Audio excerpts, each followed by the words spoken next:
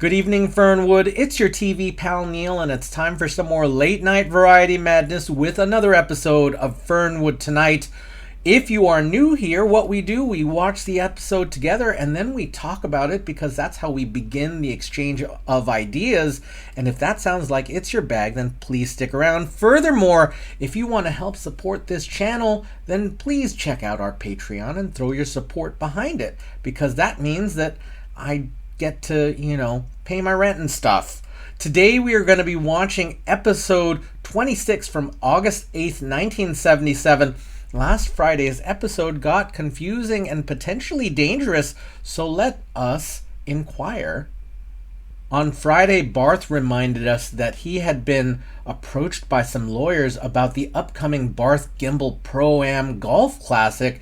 They suggested, of course, that he could not be involved because he was injured, with his neck brace after the incident with the shopping cart. But Barth also reminds us that even though the event is named after him, he might not even be there. Happy Kind and the Mirth Makers round out the segment with a rendition of Heart of My Heart, and then we come back just in time for the return of Tony Rolletti, who does his own version of You Are the Sunshine of My Life. Tony comes down to promote his new album, Tony Rolletti Sings the Blues for Lovers, and tells of the bonuses that folks who order early can get. Then we welcome former mafioso Mario Dorset, who is now in the hardware business.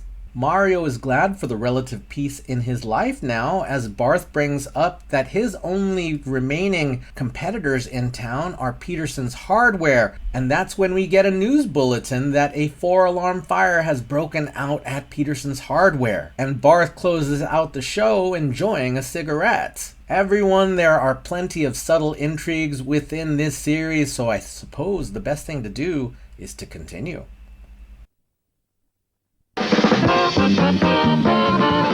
Tonight from Fernwood Tonight, 30 minutes of what have you, coming to you live with your host for tonight, Mr. Barth Gimbel. Tonight, Barth's guest will be Patty Thomas, Fernwood's newly crowned Miss Bun and Run, Miss Connie Buschmann, with a plan for liking animals, and Mr. Larry Guy, the fastest tongue in the Midwest, and Happy Kind and the Mirth Makers. And me, I'm Jerry Hubbard, and now here's your host and mine, Mr. Barth Gimbel.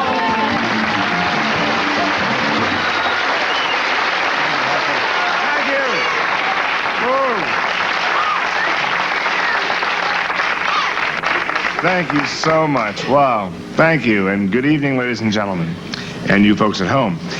Welcome to Fernwood Tonight. I'm Barth Gimbel. Okay. Before I do anything else tonight, I would like to thank all of you lovely people who called in the past couple of days and offered to be character witnesses in a little legal problem I've been having with a man who nudged me with his shopping cart down at Wilson's Market. You'll recall the whiplash. I think you'll all be very glad to know that you don't have to take that day off work and collect that $5 witness fee, because the whole tempest has been put back into the teapot where it belongs. I had a very nice meeting today with a wonderful gentleman, Mr. L.Q. Stevens. He's a very erudite gentleman who is representing the guy who hit me in the market. And if, as they say, justice is blind, I think today she at least got fitted with a pair of corrective lenses. As it turns out, Mr. Stevens also represents some dear old friends, dear old friends of mine from down Miami way. And once Barth Gimbel hears the mention of that magic land, why, all thoughts of hostility and suing and vindictiveness go right out the window. And all I can think of are those wonderful suntan folks who would just love to get my current address and my unlisted phone number for reasons of their own.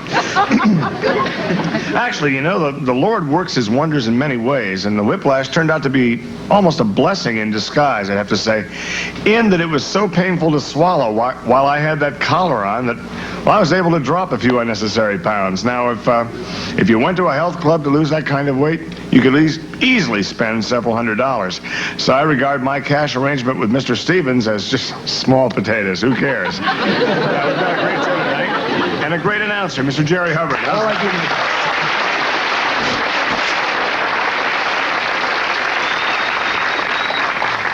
I do what I can, but what would an announcer's job be without our host, huh?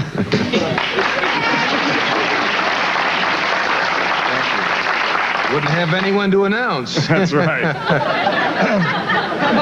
Right now, we'd like to give you a little preview of something you'll be seeing a lot of in the near future. Our own Happy Kine and the Mirth Makers over here. Happy, as you know, operates a chain of franchise fast food restaurants here in town called the Bun and Run. Yes. He's mounting a big advertising campaign that will spread throughout the Tri-County area. You'll see it in the papers, on television, on billboards, probably until you've had it up to here. Which is the same feeling you'd have if you ordered one of Happy's Jumbo Burgers. They are filling. The campaign will feature a lovely young lady who will be known as Miss Bun and Run. This is all Hap's idea, and I think it's a great idea. So here's a preview of that commercial. You won't see the whole campaign, but of course, we'll give you as good a taste as we can. Which is more than you can say for Happy's Burgers. Joking, Hap. Of course he is. So ladies and gentlemen, here's Happy Kine and the Mirth Makers and Miss Bun and Run. All right. If I may digress for just a moment, I wanted to tell you that this young lady was selected for this advertising campaign just yesterday, and I've been teaching her this dance that we're going to do, the hustle. Okay. And what we're going to do is I have worked with her all today and so forth, and while I know my part, she's not so sure of hers, but I think you'll enjoy it, and in short order. That's kind of a little culinary joke. All right, boys, here we go. 1, 2, 3, go!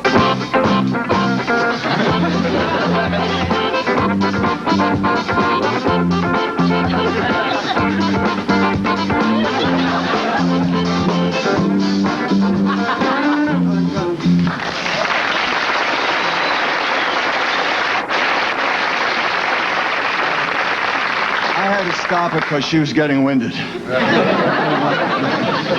don't you and little Miss Bun and Run come over here and just take a load off, okay? Wow, she's just like your hamburgers. They really keep moving. Wonderful. You were great. That certainly was interesting. What's your name, dear? Patty. Patty, of course. What a perfect name for Miss Bun and Run. You're a very attractive young lady. Yeah, well, this is sure a case of wanting to hold the mayo, huh? I bet she can really cut the mustard. Jerry? I'd sure love to catch up with her. I bet she could get me in a real pickle. Jerry, I will introduce you to her later. Okay? Hot dog. Jerry, that's quite enough. Okay, I just assume you didn't say anything else. Is that all right? Okay. Have it your way.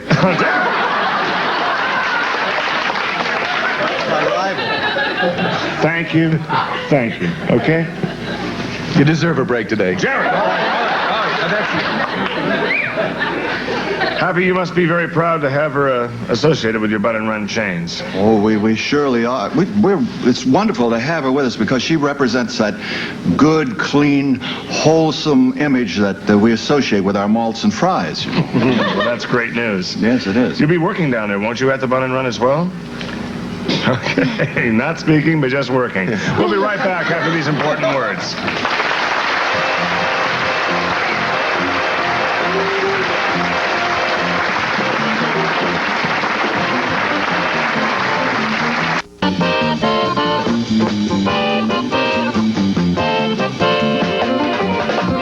Thanks, Happy. Listen, Patty, I'm thrilled to have you here. I want to apologize for these hamburger remarks over here. Actually, it's a rare treat having you here. And I think your dance was extremely well done. Okay. And we'll look forward to you coming back. That's right. With relish. Jerry! Sorry. My next guest is certainly no stranger to you folks here at Fernwood. At least his voice isn't. He's our own #1 DJ. I'm sure you listen to the radio, and you must know this gentleman. You can hear him every night on WZAZ Radio. That's our sister station. He's the old platter spinner himself, that fast-talking madman at the mic. Please welcome a heck of a guy, Larry Guy.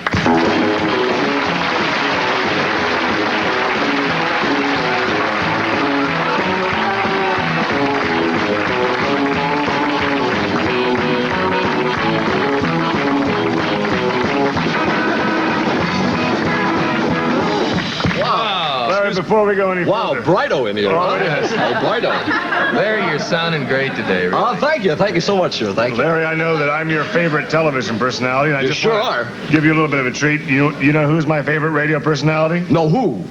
Look where that's set. It's on the old 510, huh? Set on there? Soldered. Solid. Solid. That's my man right here. How come the get up here, the outfit? Well, this is the way I dress at work. Back to you, Barth. He's great. What I meant was you didn't have to dress up for us, you know. Oh, I didn't. This is the way I dress at work. Back to you, Barth. Okay. I guess it, more I think about it, probably doesn't matter what you wear on the radio, does it? Well, actually, no, it doesn't really matter what you wear in the old radio booth, but I like to take good care of myself. I mean, after all, I'll go down to Phil's Fashion and Fun Wear, where fashions are fun and fun's fashion. And I'll try something on. Maybe if I like it, I'll even buy it, you know. Whoa. Because I'll tell you the truth.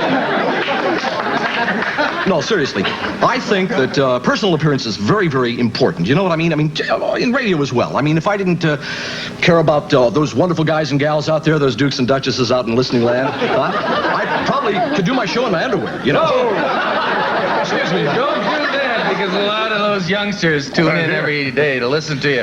Listen, so on the subject, I bet a lot of people don't recognize you because you look different in person than you do on the radio. Back to you, Larry. People think I'm a lot taller. That's true. Oh, dear. You sound tall. You sound about 6'1". You probably even get recognized a little less than you'd like to. That's true. So true. Don't we all? Yeah. So you just came over here straight from work. We appreciate that. Yeah. As a matter of fact, I just drove over here in the old WZAZ Weathermobile unit, and what a beautiful night it is, too, out there. It's going to be fair and clear in the 50s, warmer tomorrow, maybe with a little bit of clouds. Back to you, Barth. Larry, why don't I just take it back to me when I need it back to me from now on? You won't have to do that, okay? Groovy. That'd be fine. Yeah. The ball is in your court, as they say, huh? TV guy, let's bat it around for a little while, huh? Love 15, advantage Larry Guy. Back to you, Barth. I love this show. It just moves along. Oh, yeah. God. Actually, Larry, I understand you have some pretty exciting news for us tonight. Is that right? Well, yeah, I think it's exciting. As a matter of fact, I think it's phantasmagorical. I think it's delightful, it's delicious, it's delightful. Can you just tell us what it is, Larry? Excuse me. Oh, sure. As a matter of fact, I just happen to have one of the cards here. I want to talk to you about Larry Guy. We have a shot of this. I'm not used to holding things up. Are we getting glare? We're getting glare. I think it's good, but you don't get glare on the radio, do you? Oh, glare. No. Oh, sorry. Didn't mean to hit you quite that hard. You getting that? We're on 2 now. Am I holding it in the right place? We getting that? Oh, there it is. Oh, there it's over okay, there. fine. We're talking here about the, if I can just get my face in here, about the Larry Guy Correspondence School for the Broadcasting Arts. And you can give us a call at 555-5624 and find out about the wonderful, exciting, and thrilling world of radio broadcasting. Gee. If you have the required 3 Ds. That's desire, determination, and down payment. Okay. Give us a call. I suppose you take applications from just about anybody, right? Not so fast there, fast talker. No, we don't. It's not quite that easy. As a matter of fact, we really screen our enrollees, and we weed out those, for example, who can't talk. Woo! So Not anybody. It's a lot tougher than we thought then, huh? Couldn't help but notice this is the correspondence school here, Larry. Now, Yes. I hope you won't mind explaining to our viewers how you can learn to be a DJ through the mails. Well, it's, believe me, it's not that difficult. In the safety and comfort of your own home, you can really learn a great deal. You see, in my years of earning a living with my lips, I have learned that you can really find out a lot about a person's voice simply by their handwriting. I'll be darned. That's right. And in fact, that's not the only thing we do. We also have students send us photographs of them talking. Uh-huh. You see, I have a few of the photographs here from some of our students. And what we do... Is this you? Is this one of the fellows here? I thought he might send it to the course here. But what we can do is we can analyze the student's mouth, his tongue. See, now he's having a little trouble here, but he's coming along. Might be a word he doesn't know that well. Yeah. This one he's got very well. This is love said properly. And hey, even girls can do it. Guys and girls can do it. Now this fella, I bring this along because he is having trouble. He's got an underbite, but I think we're going to correct it. You can correct that. Yeah. You know, Larry, this may seem a little half-baked, but wouldn't it be a lot simpler to have them send in samples of their voices? Like they could make cassette recordings like they have in those cassette machines out of Norm Sampson Stereo, corner of Jefferson and 3rd, and they're open every Friday till 9, Norm. Well, the sound, unfortunately, on those things stinks. Whoa! Well, Norm, I tried. Yeah, we tried that. We had students sending in the little tapes, but gee, you can't, it gets inaudible, distorted. You don't know whether you're listening to a person talk or a gravel being emptied on a basketball court. Let me ask you the question I'm sure all the people with their hand poised on their wallet are thinking right now. Once they've graduated, quite honestly, Larry. Yeah. We're talking straight. We're talking straight from the shoulder, man to man. All right. What are their chances of finding a job? Slim to none. Okay. To be honest, and I'll put it this way, hey, the on-the-air job racket, it's very tough to crack it, as we say in the biz. Oh, you're not kidding. But listen, that isn't the important thing of this course. I want to point this out.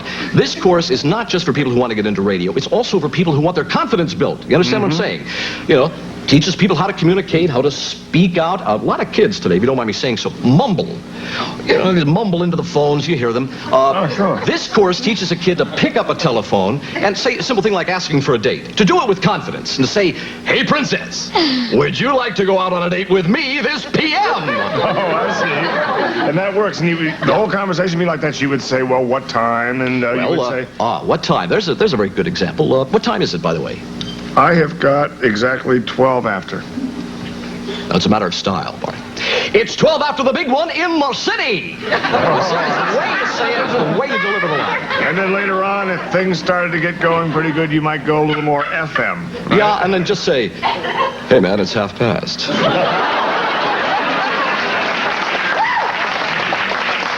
See, any luck, you'll be working the morning shift with her. I can see you, Larry, with that jacket, those slacks, and that line. And the fact that no one knows your face, you're going to be left alone on those dates. And you'll have a pretty good time. Wish you all the luck in the world. Thank you so much, guys. Thank you so much. And maybe you can come back and see us again sometime. That'd be wonderful. You're welcome to stay here and talk to Patty. I'd love to. But we're going to have to split away for this commercial. Okay. Right back.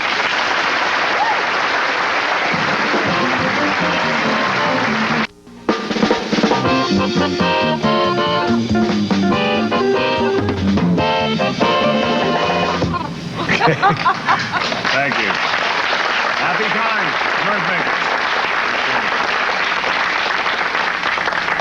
Perfect. Our good friend Connie Buschmann, the director of the Fernwood Animal Control Center, is back with us tonight.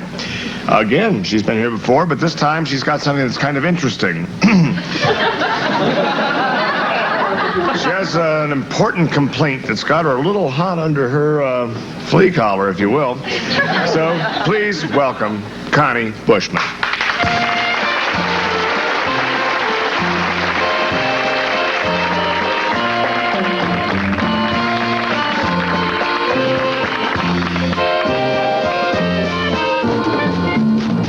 You look lovely. Is that a poodle cut? I thought it might be. Connie, I understand you're a little bit upset about the way our, as I call them, less than human friends are being treated. Oh, Barth, I'm more than upset. I mean, I'm upset. I mean, I'm really concerned. I think it's time that people became aware of the injustice, the massive injustice being perpetrated on the animal kingdom by the media, particularly the movies. Wow. I mean, they're treating animals just terribly. What's wrong? They won't let them sit in the balconies? Jerry, I think we have a serious point being made here, okay? Connie, I assume that you're talking about the way animals are being portrayed on the silver screen. Animals use...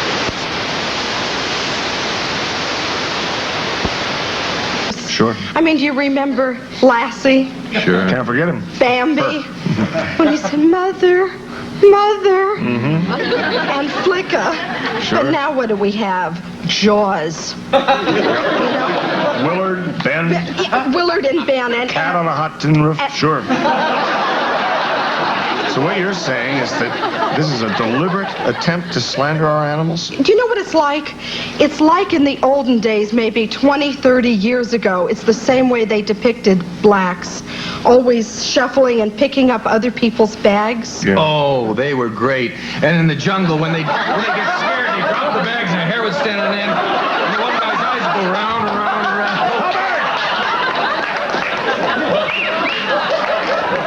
I think that's the kind of joke that Jerry meant to try to point out a certain bad feeling, and you certainly don't feel that way. Oh, no. I know that. Connie, are you saying that those whites...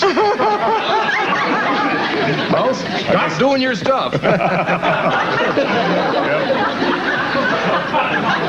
Are you saying that animals actually are victims of discrimination? They are being shown to be villains, to be ugly, to be angry.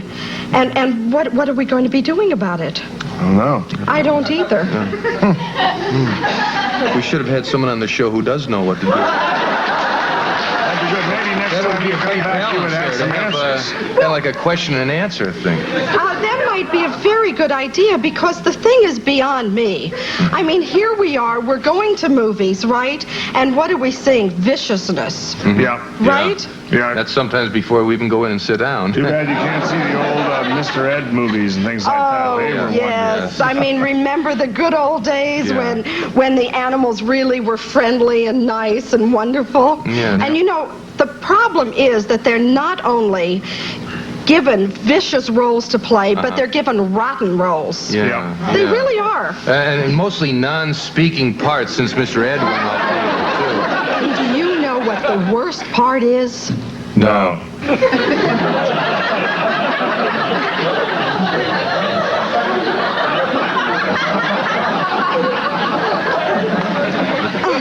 And the worst thing about it is that they say that people want these kind of movies, that people are tired of cute animals. Well, I say, let them make a movie about a parakeet that's dying of leukemia and see if America doesn't care. Let them make a movie about a group of rats that are sacrificing their lives for science. They don't even like saccharin, and yet they'll die.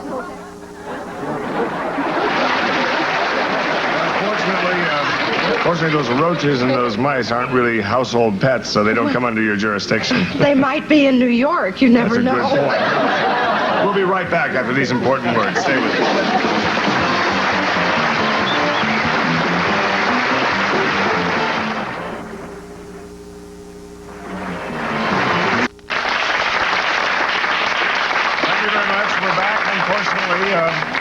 We're back, unfortunately, just in time to say goodnight. Really, I'd like to thank my guests tonight. Of course, Patty over here. I think you'll be seeing more of her with the Bun and Run campaign. Connie, wonderful talking to you about those dogs. And maybe we'll go to the movie sometime and see a nice dog flick. Larry, what can I possibly say? You're a son of a gun. It's been groovy. It's been right on. I'll tell you straight Think ahead. about being on your radio show tonight so that you can be here tonight. I know a lot of people are going to miss your voice. And I tell you what, why not just turn the other cheek, which is something I'm known for, I guess. Go that extra mile. Would you like to sign off for us so people... You're kidding. You may be missing his voice on the radio. You can have it right here. Well, that's fantastic. Come right in on the radios. Oh, okay. You get in on that? Well, I see by the old clock on the wall that it's time for Fernwood tonight to say a fondue and it be fondue. May you have nothing but blue skies, green lights. Take your time and not your life. Beat your rugs, not your wife. Right, if you can work, hang by your thumbs. Bye-bye and bye-bye. And so... Also appearing on tonight's show were Lisa Crabb as Patty Thomas, Terry McGovern as Larry Guy, and Dee Marcus as Connie Buschmann.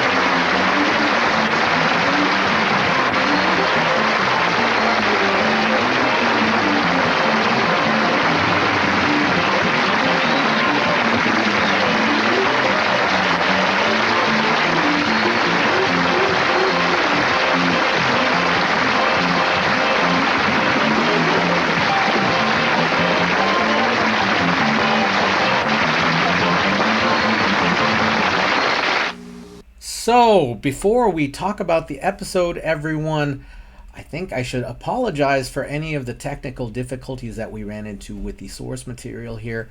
All I can say is anything with the audio, I will just do my best to fix it here in the edit.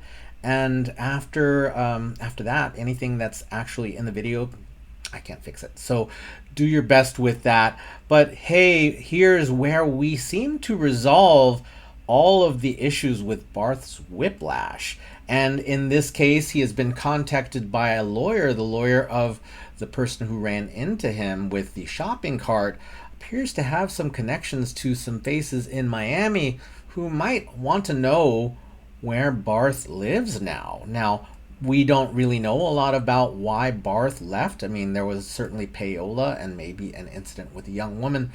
Barth doesn't want to be found, and, probably better that he isn't.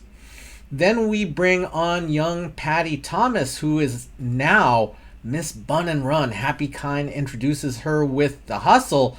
That reminded me that there are two dances that I think of as the hustle. One is the sort of line dance that we were brought on with, we got a very brief glimpse of.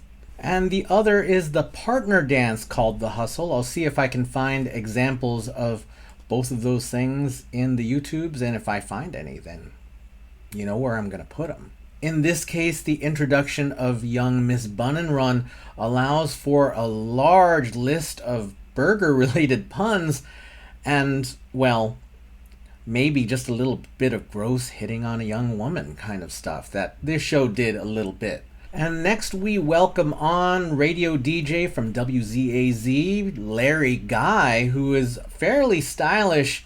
He certainly has pants that I would wear all of the time. He comes on with that classic radio spiel and also seems to be selling a correspondence course for radio DJs, and certainly they use photographs and handwriting to tell what exactly is going on with each person's voice. Nowadays you might use some kind of recording device, and they did exist in the 1970s, but apparently things get garbled up on that current technology. I don't know that that's the case. They must have had a way to record voices that was pretty decent, but there you go. And that maybe foils Barth's plan to get a little bit of word out about one of those businesses that he seems to keep mentioning. And one of my favorite recurring bits on this show is whenever there's a photo of some kind, Barth asks if there's glare on it. I'm not sure exactly why that tickles me so much. It's probably not something that anyone else notices, but it's something that I became aware of when I was shooting, public access television, that when you tilt things the wrong way, you get glare on it from a camera because lighting works that way. So it's just odd. It's just an odd little quirk of this show that Barth keeps bringing up glare every time there's a photo. I mean, sure, it's just a bit, and apparently it only lands with people who maybe know that it's coming, but it lands with me because I know that it's coming. And in this case, we finally got a little bit of glare on the image, but, the bit's been played, so we get it.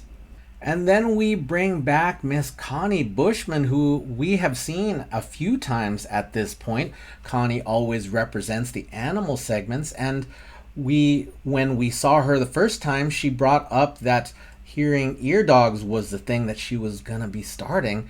And when that episode aired, I was reminded that, well, hearing ear dogs are actually a thing that exists now for the deaf. So I suppose I should share a video of that because, when it was presented and Connie was talking about how the hearing ear dogs worked, it sounded like a really silly idea because, all that the dogs would do was run in front of their owner to alert them of something, leaving the owner to trip over them. That's kind of how it worked, which is quite absurd, but maybe I could do a little bit of learning and find out how they work in modern day life. In this case, Connie is talking about the representation of animals in the media because at one point they were sort of cute and sweet animals, and in the mid-1970s, after movies like Jaws and Ben and Willard, they were seen more monstrously. I think maybe that's a difference between the 1960s and the 1970s because things were pretty dark then, but at that point, Jaws certainly had made a splash. It's fair. I think it's played as comedy, but it is a fair criticism that sharks were seen as really fearful It reminds me of a woman named Christina Zenato, who is known as an advocate for sharks and has many videos of her swimming around befriending them. I'm going to share a video because I was really inspired by that. But thinking of the way that Connie is talking about it, it plays as comedy, but here it's again, oh wow, that's actually what happened, because we as people after Jaws really feared sharks and really considered them monsters, and generally they are portrayed that way. So here's just one thing that says this show, which was again playing for comedy, apparently Connie does two things that are sort of prescient, maybe more, we'll find out. But hearing ear dogs and representation of animals, there are some bits that are really intentionally uncomfortable, like when Jerry talks about stereotypes of black characters in films in a really enthusiastic way. Barth takes the time to shut him down because he at least understands that that's really inappropriate.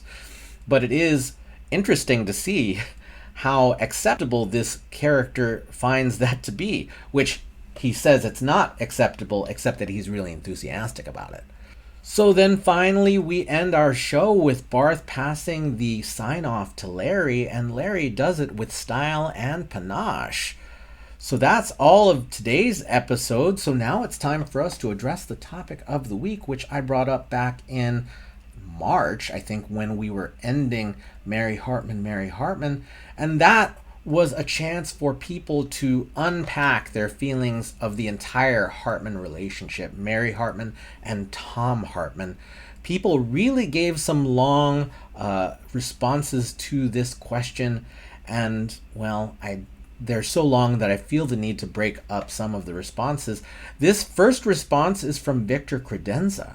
Well, the final episode is aired, so I will say, as you see, Mary's Dreams was built on magazine ads and television commercials. Norman Lear conceived the show, and it was supposed to be mainly about commercialism, but when it came to Mary, or the commercialism of America, Mary believed when she saw the commercial about a new brand of coffee that if she just switched to that brand, her husband will love her. If she just used this floor polish, her child would adore her. So she did, but it didn't work out like on television or in a magazine. So she tried chasing her dream, a dream that didn't exist in the first place except on a television commercial or in a glossy magazine. And that is, I think, the essence of Mary to a T right there from the first episode of the series. I think that's the essential secret. Victor had a longer response that we'll be presenting in chunks. We also got a response from Ariel Malanga, so we will be showing that throughout the week. It's just a little bit long for me to read all in one chunk because these responders here, they're certainly characters, so it's hard for me to keep up with them. So let's just do a little bit of talking about Mary, because that's what Victor's response today is about. Mary is hypnotized by all of the promotion going on around her, and this was in the mid-1970s, and I would say that now, today, commercialism is much more pervasive than it was then. And I think at that point it seemed really pervasive, but literally we are surrounded by advertising at every turn.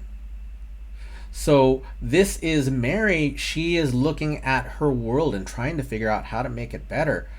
She doesn't even know that. She just takes it for granted that her world could be better. If you don't know who Mary Hartman is, then I suppose you better go back and watch the first episode of Rerun Season, because that can tell you a lot about what the heck we're talking about. So I'm going to put that up there because I like it when people know what we're talking about. That's always better. Everyone, that is my response to today's topic of the week from Victor Credenza. Thank you so much for everyone watching the show. Thank you so much for leaving your thoughts, feelings, and impressions in the comments. Thank you for supporting the Patreon. Ariel, hopefully we've got more of you at this point. Well, we'll see.